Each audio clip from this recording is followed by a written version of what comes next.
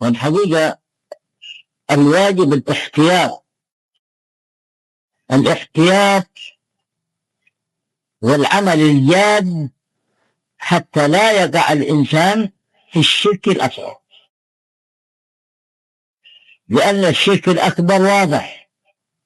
صرف عبادة لغير الله. الشرك الأصغر له صور، أعمال ظاهرة وأعمال باطنة لا يتساهل فيه الناس، فيهتم المرء المسلم بالوقاية منه،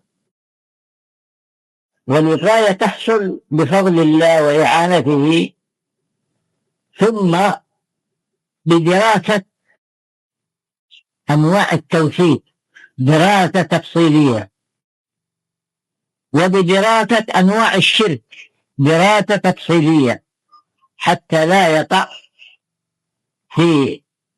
نوع من أنواع الشرك الأصغر وهو ما يعلم، فيكون قد قصر في علم أوجبه الله تبارك وتعالى وجعله فرض عين على كل مكلف، فلا يعذر المشرك في شركه، يعذر عوام الناس في دقائق المسائل والأحكام، لكن لا يعذر في التوحيد والشرك. ولهذا انظروا إلى أصحاب الفترات الذين قبل بعثة النبي صلى الله عليه وسلم، لما كانوا على الشرك ما أعذرهم الله عز وجل،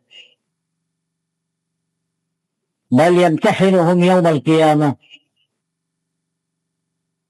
فالمطيع ينجو والعاصي يهلك.